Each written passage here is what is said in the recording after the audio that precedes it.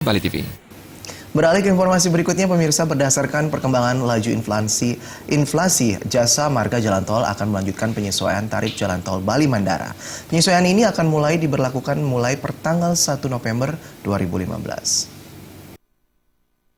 Undang Nomor 38 Tahun 2004 Pasal 48 mengenai jalan, dalam hal ini diungkapkan bahwa evaluasi dan penyesuaian tarif tol dilakukan setiap 2 tahun sekali.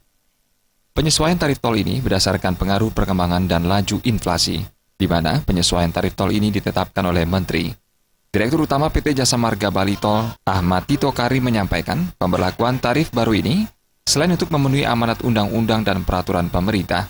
Selain itu, penyesuaian tarif tol juga untuk meningkatkan pelayanan kepada pengguna jalan tol, di samping untuk memberikan kepastian pengembalian investasi infrastruktur jalan tol.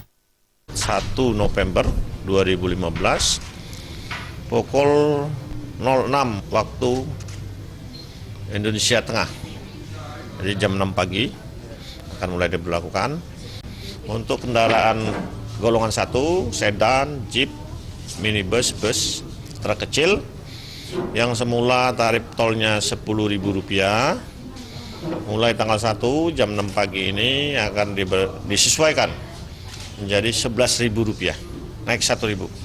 Yang dulu sepeda motor itu bayar Rp4.000, sekarang naik Rp500. Jadi kita akan membutuhkan uang kembalian Rp500. Kami harapkan masyarakat bisa membayar dengan uang pas. Pihak Jasa Marga Bali Tol menambahkan, penyesuaian tarif setiap golongan meningkat sebesar 10% dari tarif sebelumnya.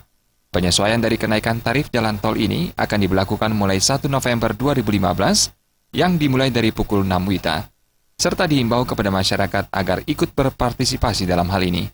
Meriantika dan